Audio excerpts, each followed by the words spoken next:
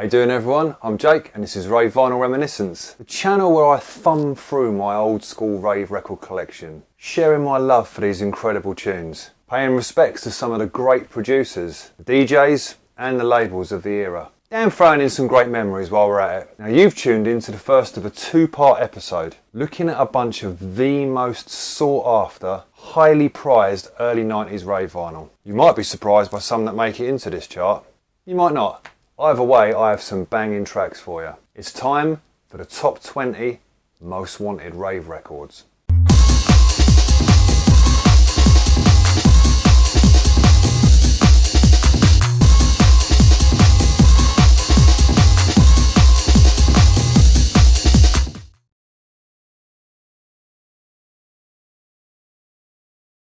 Here we are then. Hope you're all doing well. Clock's gone back again. Dark evenings and another year slowly closing in. Lots going on in my world, still wading through the challenging, somewhat enlightening process of writing a book. I'm getting there slowly. It's rave related, but it's a little bit more than that. I'll keep you in the loop in case you're interested. There is also something else going on that I'm well happy about, and it's this. So if you've watched the Love for Stearns episode I put together back in July of 24, you'll know just how much that old place meant to me. And one of the things I like to do amongst a raft of other projects is play around with potential t-shirt designs. I've done a number of Stearns tribute designs, one of which being a recreation of the neon sign that used to be up above the entrance door, and another one which pays homage to a combination of that sign and the famous staircase that led down to the underground. Now, I'm proper chuffed to say that Dance Wicked have taken on board these two designs and added them to their extensive catalogue of authentic clubbing clobber. The reason why I'm stoked about this is Dance Wicked are the home for official licensed Stearns and Interdance merch, amongst lots of other gear, so I have a real heart connection with them. The two designs are available in colour or plain white versions for men and women. You can get them on 180 GSM 100% organic cotton t-shirts, 350 GSM 100% organic cotton sweats and hoodies of the same spec. If you haven't checked Dance Wicked out before, go take a look. They've got a nice selection of designs and clothing and also sell various cool mugs, hats and other bits. I'll put a link in the description. Nice to be a part of that and hopefully we'll do some more things together in the future. So on with the mission at hand. Like I said, this episode is split into two parts, simply because I started to put it together and it just grew and grew in length. The second part will get uploaded shortly, so look out for that. But what's the background to this? Well, I'm often asked what my top 5 or 10 records would be of all time, and it's really hard to nail down. I have had a go a couple of times, only to rummage through a pile of tunes and find another 5 that I adore just as much as them. Some of it depends on the sort of mood you're in, doesn't it really? But I was playing around on Discogs recently and thought, why don't I let Discogs decide a top 20 list of all the records I own by simply looking at the highest prices ever paid for a copy. I remembered that once you have your collection listed on there, you can use the little sort by option they have. And by clicking sort by value from highest to lowest, you immediately have a top God knows how many list of releases. Now importantly, this particular process on Discogs orders the records based on the highest sale of the release made to date, and that's most likely going to be a near mint or a mint collector's copy. It doesn't necessarily reflect the top 20 most pricey tunes that are actually out for sale now, you know, in the usual kind of VG, very good plus range. It's also, of course, only based on the records that I own, which is a pretty decent collection to be fair, but it isn't by any stretch of the imagination going to cover everything that's super desirable. I'm also not going to talk about actual prices. This isn't about money per se. I'm only using the price because it indicates how badly someone at some point has wanted it. Obviously in any given market, desired simply means what someone has been prepared to part with to own it. To me personally, the prices are irrelevant because I'm not interested in selling these any time in the foreseeable future. I just thought it'd be interesting to compare what Discogs reveals with what I feel to be the tastiest records I own. And having done it, I will say without a doubt, there's a good few records that didn't make it, that I'd have put in if this top 20 was based purely on the ones I personally value the most. But I can't deny, it's pretty obvious why these ones are right up there, and why at some point they fetched top dollar. Okay, before we start, I did put a couple of rules in place. Firstly, it had to be old school, but I have got some newer records that are very sought after now. Secondly, it had to be just a single vinyl release, so no multi-vinyl albums, some of which I've got fetch a bomb now. There are also some releases that came up, which have now been repressed. So if those are readily available now at a much cheaper price, the original won't hold a place in this league, although we will still look at them. If, however, the repress is just as hard to find as the original, or, as in some cases, almost as expensive now, it will stay in. Anyway, that's enough background bollocks, let's get on with it. We're going to look at numbers 20 up to 11 in this half, and in the second half, coming soon, we'll do the final countdown from 10 to the number 1 spot. So first up, in at number 20, is a release that 1,000,000% I'd have put into this list. It is absolutely one of the greatest of all time for me.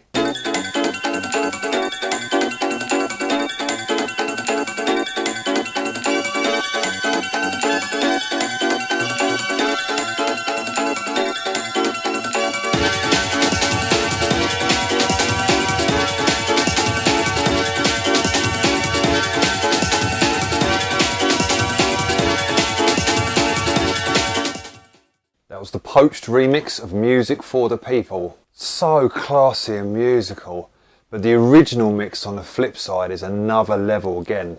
It's pretty much perfect in every way and has balls the size of Jupiter. Hold it.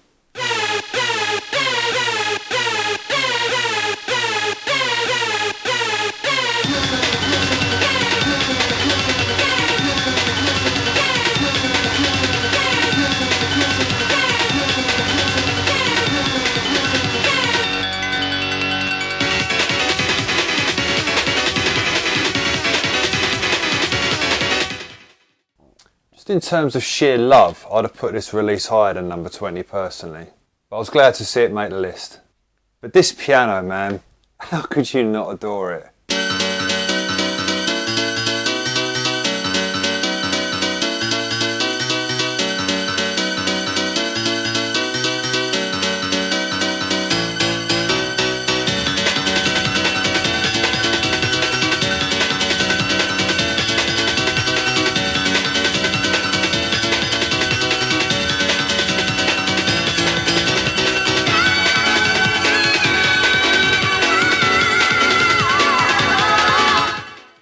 'Tasty.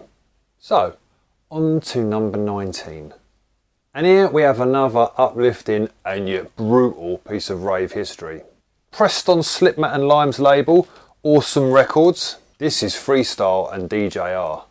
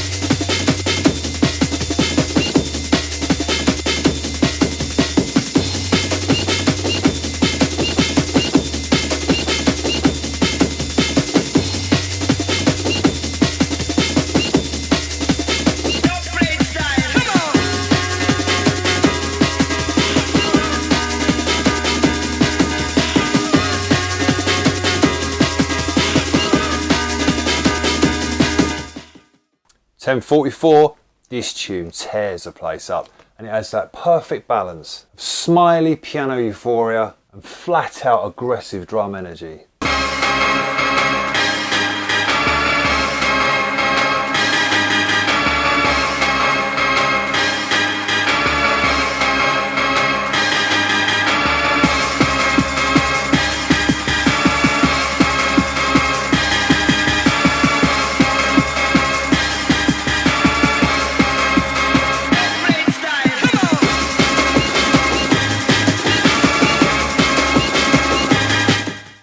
That main track, 1044, was repressed on Sub-Logic back in 2009, and it's got another Awesome Records classic, Madness, on the flip side.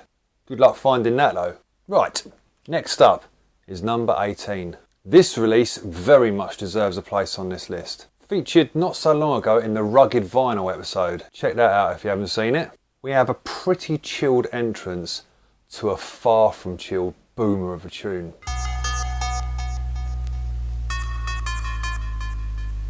I can feel it.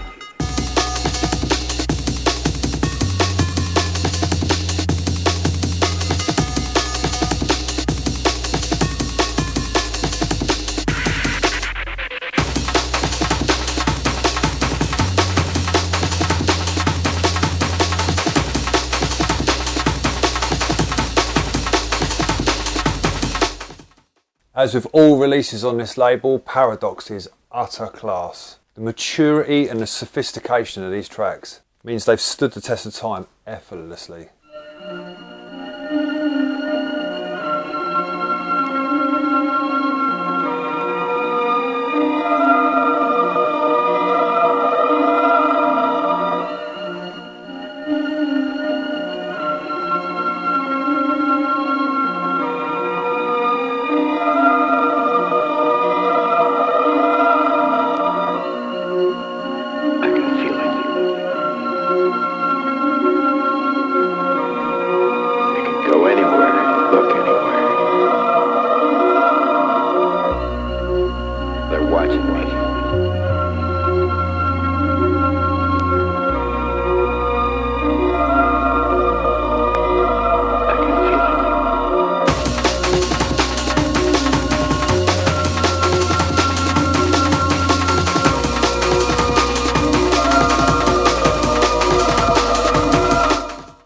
Like I said, check out the Rugged Vinyl episode if you haven't yet. Okay, on to number 17. This release is one that for a while was rather tricky to find in decent condition. It's a collaboration between Fallout and the legend that is Tango.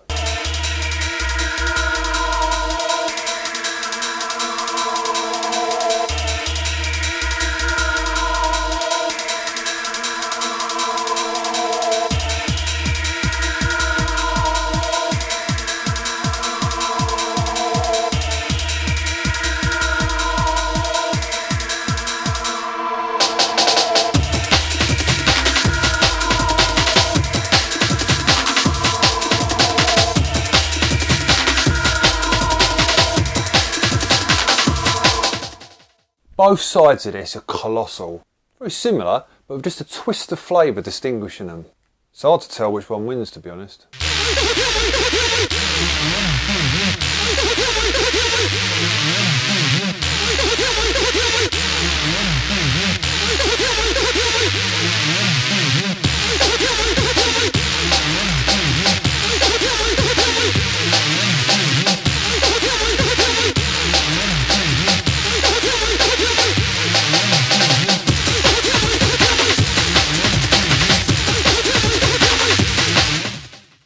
Check out the Tango episode too if you haven't yet. Moving on swiftly to number 16.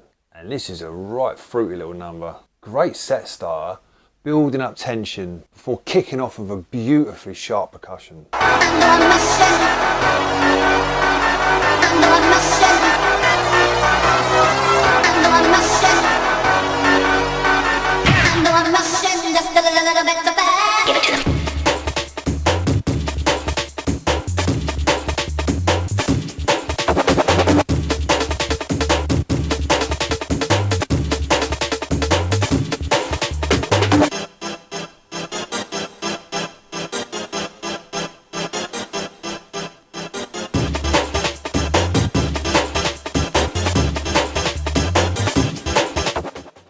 That tune was In Control. I love the rave stabs it breaks into here, and the way the little scratch sample turbocharges the drum roll.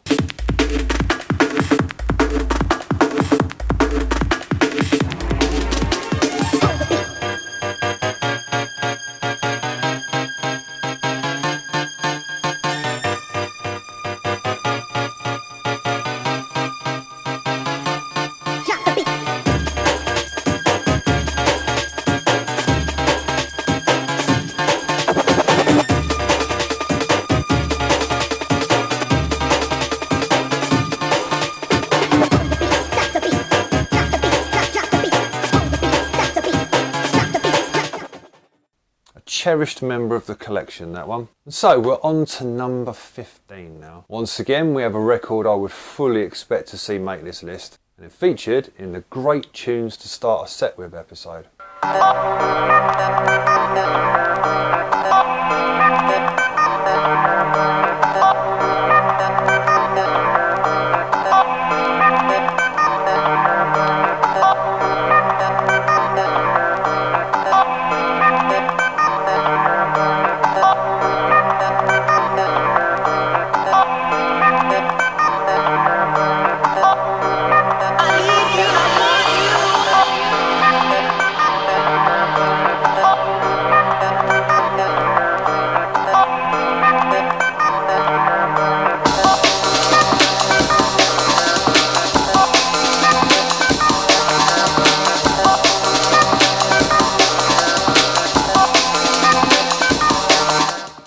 That is Bookham's remix of Atlantis. LTJ's style is just exquisite. You know, once this tune lays back, it just has this hypnotising momentum to it.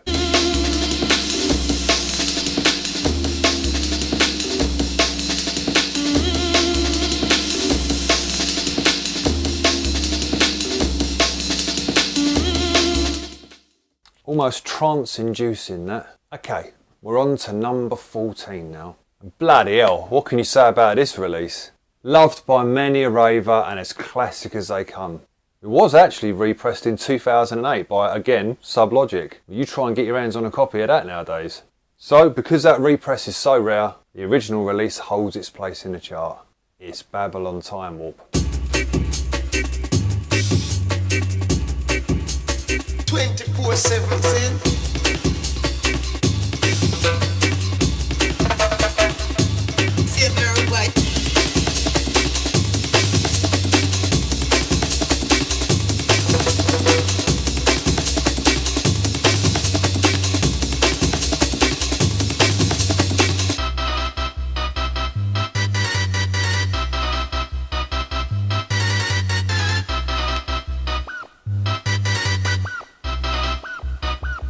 Man have to die if man live.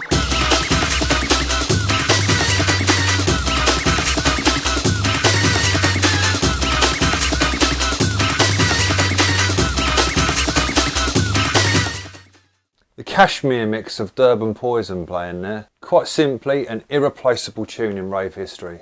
The drum pattern just pounds away like a Gatling gun. And as for this breakdown, rising high, gazing over landscapes, it's bloody yum.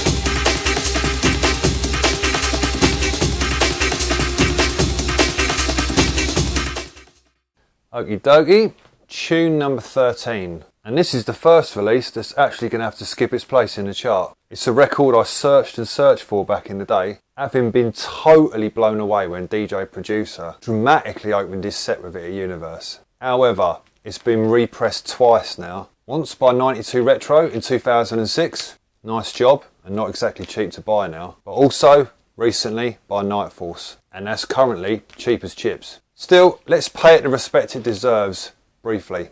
This remains a treasured piece of 92 vinyl in my collection.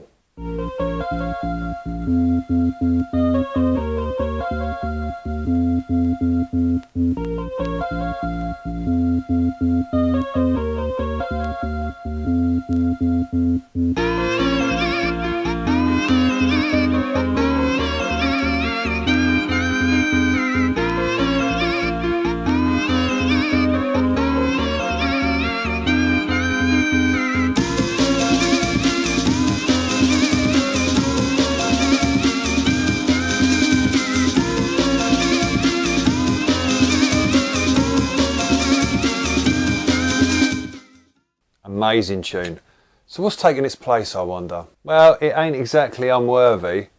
quite a different beast, mind. This monster was originally pressed in '93, but my copy is a 2003 reissue, and this rarely shows up on the market. And it's fetched enough of a premium over the years to happily take 13th place.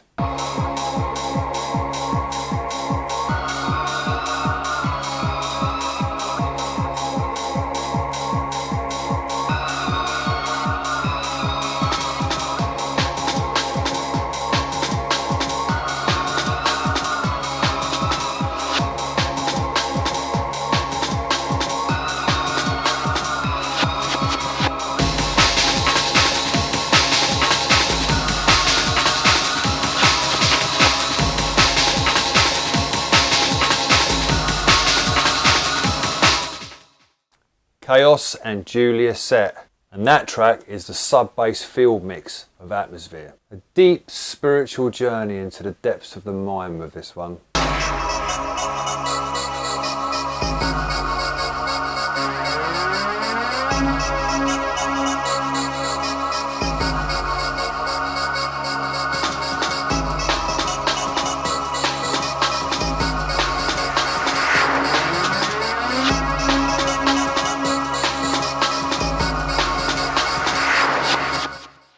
I have to play this breakdown here. It pierces through the mix, like some kind of extraterrestrial probe scanning deep in your brain.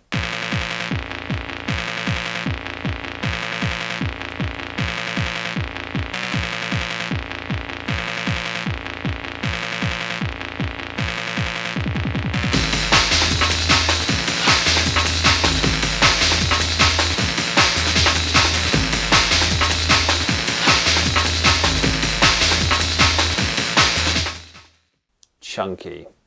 Right, so we're all the way up to number 12 now, and I knew this next record was going to make the list. I actually thought it would be higher up the chart than this as it goes, because this can fetch big bucks in great condition now. It's two sides of genius, this is.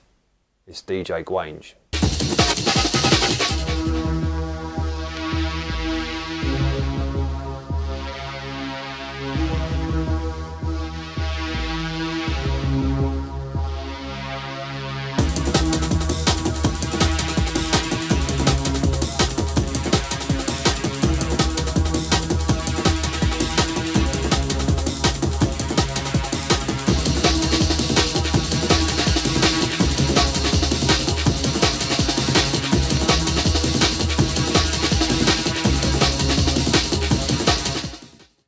What a blessing to own this is. Gwange done one hell of a job on this release. That track was Adrenaline, and this record feels like it contains the full force of nature in its grooves.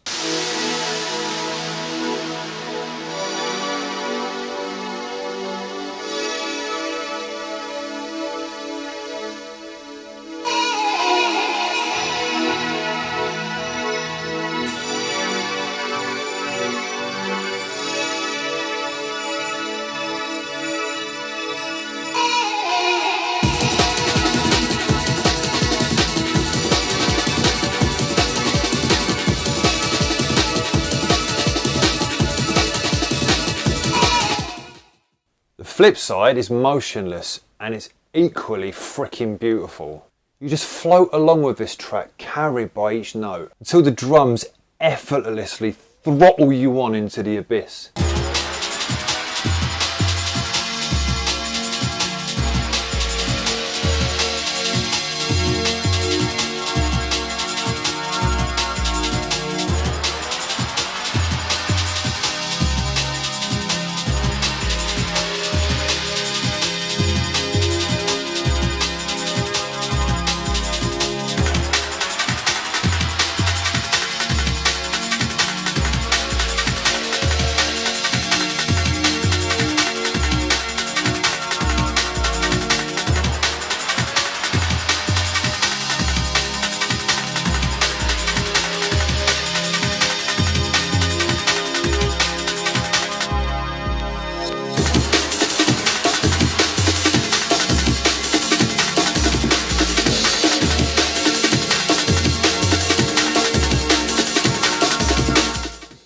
Check out this breakdown, man.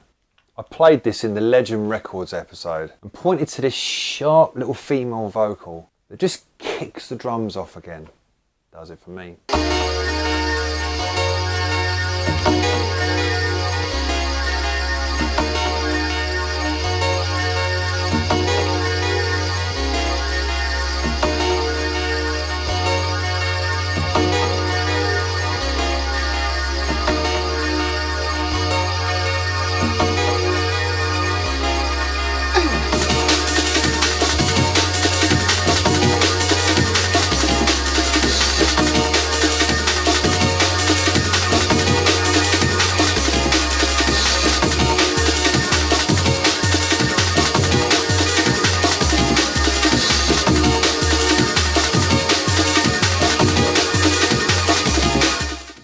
Right, we've come to the last tune of this first half, number 11. A proper shift in energy for this one.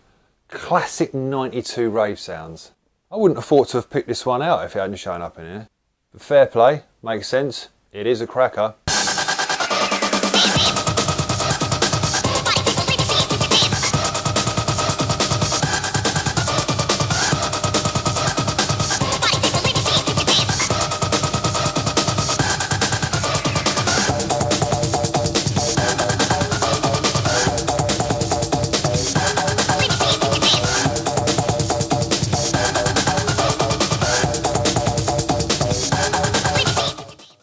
Number 11 is Release, and the tune you heard there is Dance in Eden. Pressed on Contagious Records, and again doesn't turn up too often in great nick. This is packed with high energy and built for the big smiles.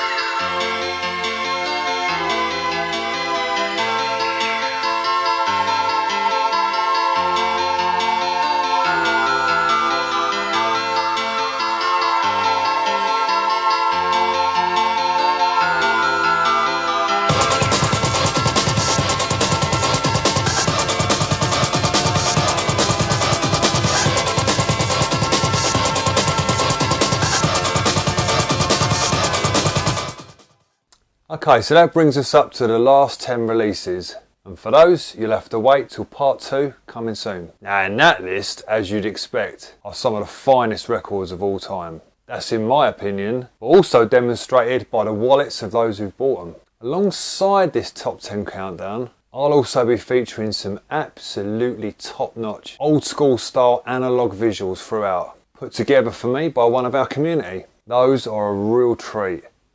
So until then, take care of yourselves and others. Love to you all. See you soon.